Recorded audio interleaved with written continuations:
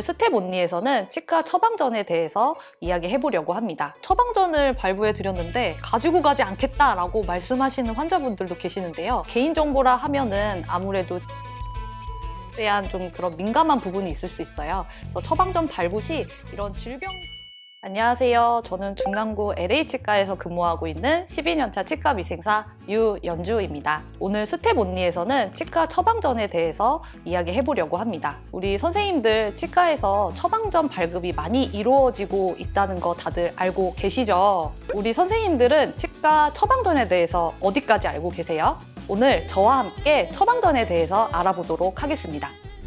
치과에서 처방하는 약의 종류에는 무엇이 있을까요?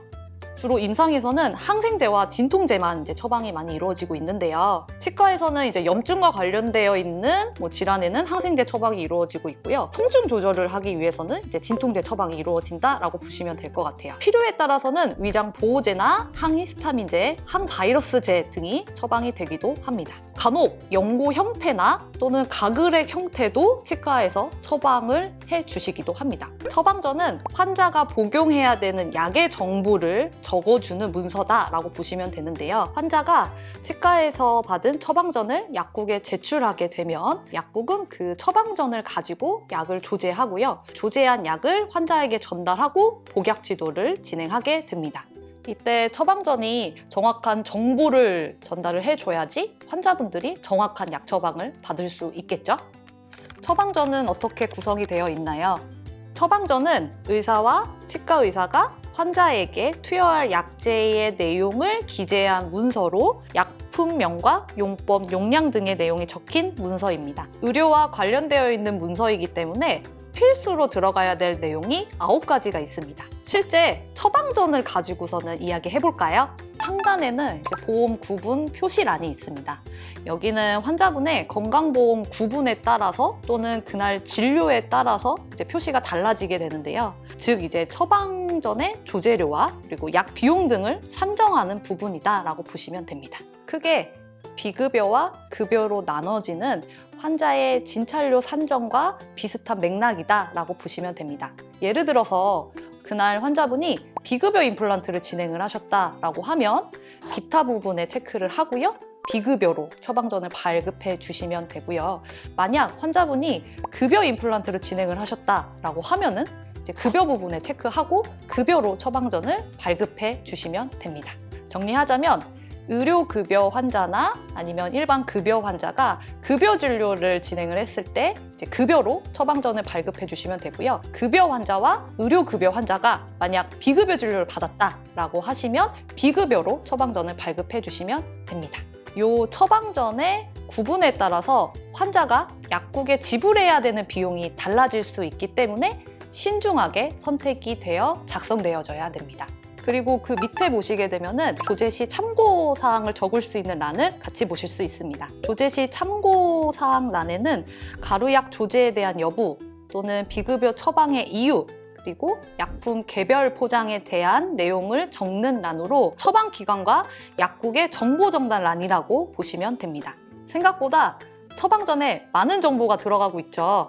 처방전은 몇 장을 발부할 수 있나요? 처방전 발부 개수는 정해져 있습니다. 바로 2장인데요.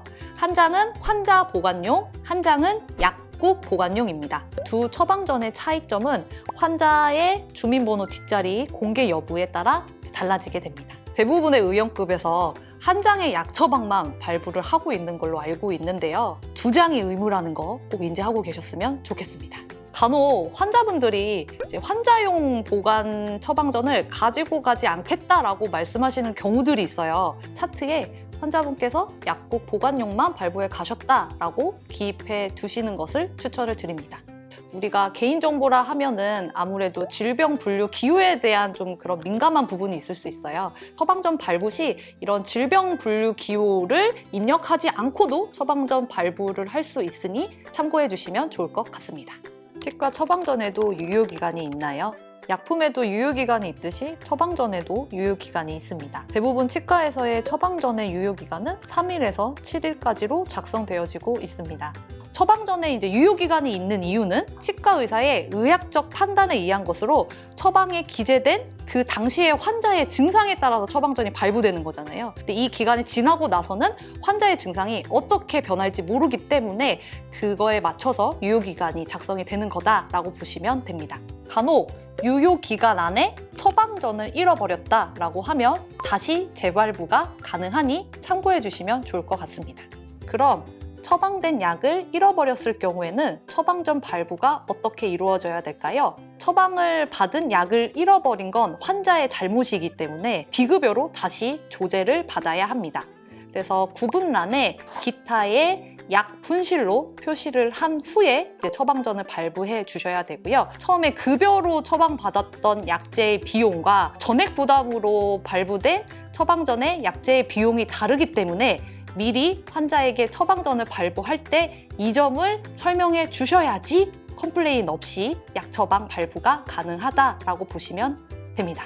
간혹 처방전을 보호자나 대리인이 발부받으러 오는 경우가 있는데요. 대리 처방이 가능한 경우로는 첫 번째로는 의식이 없는 경우이고요.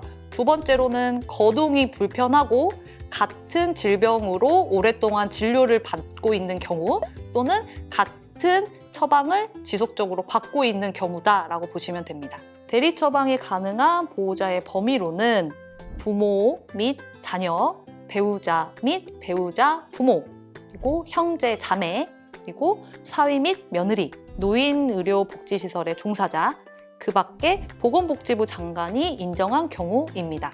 이 조건과 범위 안에 들어가게 된다면 환자와 대리자의 신분증, 그리고 그 관계를 증명할 수 있는 서류를 확인 후 대리처방 수령 신청서를 받고 대리처방을 진행해 주시면 됩니다. 처방전 삭감이 치과에 큰 손해를 줄 수 있나요? 처방전 삭감도 치과에 큰 손해를 줄 수 있습니다. 이 처방전 삭감은 처방한 의료기관에서만 이루어지는 건 아니고 처방전을 조제한 약국에서도 공단부담금에서 삭감이 이루어지게 됩니다. 심평원에서는 이 삭감의 원인을 치과로 보고 있기 때문에 약국에서 삭감된 비용을 치과에서 환수해가는 방식으로 비용을 처리를 하고 있습니다.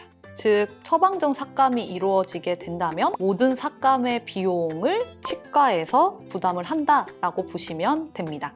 옆에 보시는 사진처럼 실제로 약국의 삭감 비용을 의료기관에서 환수해간 내용을 살펴보실 수 있습니다. 보험자 부담 환수금이 이의 내용인데요.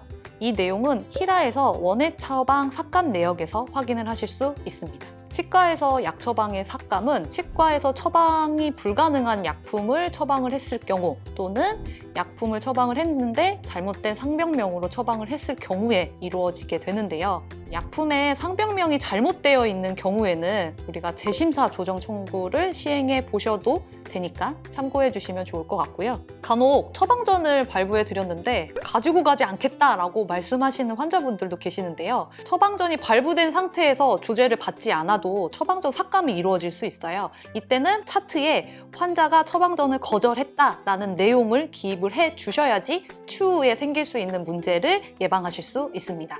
처방전 인쇄 시 간혹 뜨는 안내창은 무엇인가요?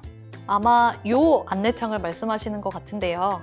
이 안내창은 심평원에서 제공하는 의약품 안전사용 서비스로 의료기관에서 처방 조제하는 급여, 비급여 의약품에 대하여 병용 금기 등 의약품의 안정성과 관련된 정보를 실시간으로 제공하는 서비스입니다. 쉽게 설명하면 급여와 관련된 발부된 처방전 한해서 기간 내에 다른 의료기관과 중복돼서 처방되는 약이 있는지 아니면 환자의 나이에 따라서 병용금비해야 되는 약이 있는지를 심평원에서 확인해주는 서비스다라고 보시면 되는데요. 환자의 불필요하고 위험한 약물 복용을 막기 위함이다라고 보시면 됩니다. 처방전 내 혹은 처방전 간에서 이루어지게 되고 대상은 용량 투여, 그리고 분할주의, 노인주의, 그리고 병용금기, 그리고 동일 성분 중복, 효능 중복 등의 내용이 대상이 됩니다.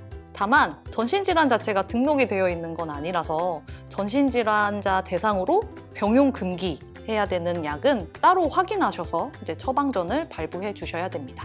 전신질환자는 처방전뿐만 아니라 치과 진료 시에 반드시 주치 상의가 이루어지고 치과 진료가 이루어져야 되는데요.